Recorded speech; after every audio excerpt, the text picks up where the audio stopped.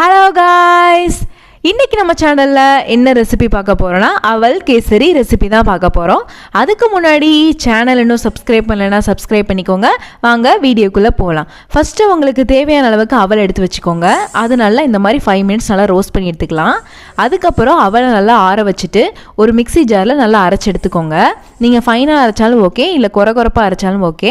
நான் இங்கே வந்து ரவை மாதிரி அரைச்சி எடுத்துருக்கேன். அதுக்கப்புறம் ஒரு கடாயில் 3 டேபிள் ஸ்பூன் நெய் ஆட் பண்ணிக்கோங்க. முந்திரியை நல்லா வறுத்து எடுத்துக்கலாம்.